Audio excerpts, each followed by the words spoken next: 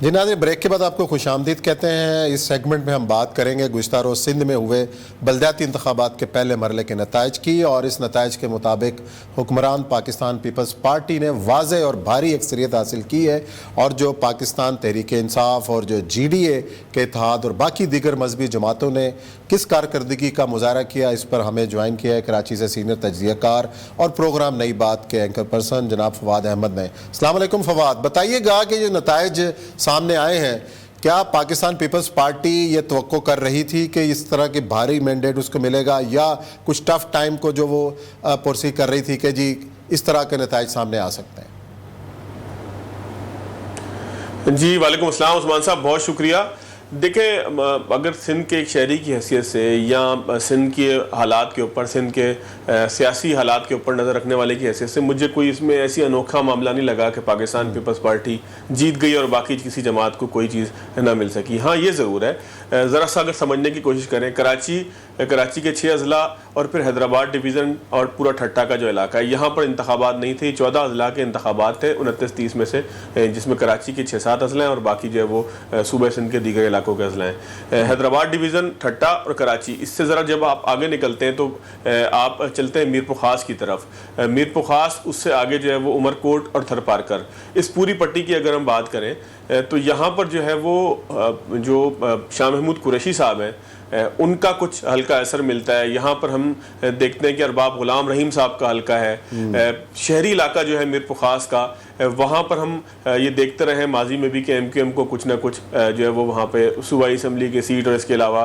ضلعی اس میں جو یونین کونسلز ہیں اس میں سے حصہ ملتا رہا ہے۔ اس مرتبہ کی جو صورتحال ہے وہ یہ ہے کہ وہاں پر میر پخاس کے اندر سے کوئی 4 کے قریب جو ہے وہ ایم کیو ایم نشستیں لے سکی ہے، جو ان کے حصے کے مطابق ان کو کم محسوس ہوتی ہیں، اور اسی کے اوپر انہوں نے وسیم اختر صاحب نے آج ناراضگی کا اظہار بھی کیا ہے۔ پھر آپ اگر بات کریں عمر کوٹ کی اور تھر پارکر کی، تو یہاں جس طرح سے میں نے پہلے ہی بتایا کہ جی ڈی اے کا کچھ ہلکا، کچھ پاکستان تحریک انصاف کا معاملہ، شاہ محمود قریشی صاحب کی وجہ سے پاکستان تحریک انصاف کا کوئی عمران خان کا وہاں پر ووٹر نہیں ہے۔ ارباب غلام رحیم صاحب کا ووٹر تو ہو سکتا ہے لیکن عمران خان صاحب کا ووٹر نہیں ہے۔ تو میر پخاس کے علاقوں سے جو ہے وہ ایم کیو ایم نے ایک تھوڑا سا آپ یہ کہہ لیں کہ گین کیا ہے، 4 سیٹیں لی ہیں، گین کہہ لیں یا لوز کرنے سے جو ہے وہ اپنے آپ کو بچایا ہے، لیکن باقی کوئی بہت بڑی اکثریت نہیں ہے۔ جی ڈی اے کی کوئی 3-4 سیٹیں ہیں، باقی سارا جو ہے وہ سویپ پیپلز پارٹی نے کیا ہے۔ پھر اگر آپ اس سے تھوڑا سا آگے کی طرف آئیں گے تو آپ بجائے اس کے کہ مین روڈ پر آئیں، ہم پیچھے سے اگر جاتے ہیں تو ہم سانگڑ پہنچتے ہیں۔ سانگڑ جو ہے وہ فنکشنل لیگ کا یعنی کہ جی ڈی اے کا ہمیشہ سے ایک جو وہ ایک اچھا ہلکا اثر رہا ہے۔ وہاں سے جو ہے وہ خلیفہ بھی ہوتے ہیں، جو مختلف خلیفہ ہیں پیر صاحب وغیرہ کے یا سروری جماعت کے، ہر جماعت کے، وہ وہاں سے بھی ہوتے ہیں، لیکن ہم نے دیکھا کہ وہاں پر بھی کوئی خاطر خواہ کامیابی جو ہے وہ حاصل نہیں کر سکی۔ جی ڈی اے نے کچھ جگہوں پر 2-3-4 سیٹیں لی ہیں، تقریباً کوئی 8 کے قریب وہاں سے یونین کمیٹیاں جیتی ہیں، لیکن یہ کوئی ایسی فگر نہیں ہے کہ جس کی بنیاد پہ ہم کہہ سکیں کہ بہت بڑا ڈنٹ پڑا ہے۔ اچھا فواد، ایک حکومت کی اہم اتحادی ہے جے یو آئی فے، ان کے جو سومرو صاحب ہیں وہ بڑے ناراض نظر آئے، اور کل پاکستان پیپلز پارٹی اور جے یو آئی کے کارکنوں کے درمیان بھی تصادم ہوا، وہ بڑے ناراض نظر آ رہے ہیں۔ جے یو آئی کی کارکردگی کے حوالے سے کیا کہیں گے، اور کیوں ناراضی ہے پاکستان پیپلز پارٹی سے؟ ایک دم تلخی، انہوں نے کہا جی ہم مرکز میں بھی بات کریں گے، بڑے خفا نظر آئے، کیا وجوہات ہیں؟ اصل میں دیکھیں، ہر فرد کی اپنی سیاست جو ہے وہ اس کے حلقے، اس کے علاقے سے شروع ہوتی ہے اور اس کے بعد پھر قومی سطح پر جاتی ہے۔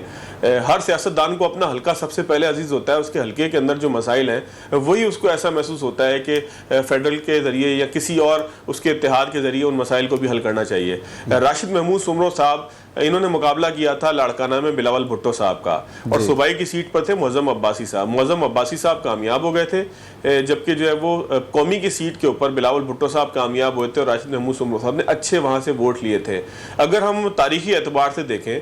تو کچھ اضلاع یعنی کہ سکھر کا کچھ علاقہ، پنو عاقل اور اس کے آس پاس کا کچھ علاقہ، پھر شکارپور کے آس پاس کا علاقہ اور پھر لاڑکانہ، یہ 3 ایسے اضلاع ہیں کہ جہاں پر جے یو آئی کو ووٹ ملتا ہے، اور اس میں آپ کشمور ایٹ کنکوٹ بھی شامل کر لیں۔ یہ 3-4 ایسے علاقے ہیں، کیونکہ کنکوٹ سے ایک دفعہ ان کا ایم پی بھی کامیاب ہوا ہے، سردار سندرانی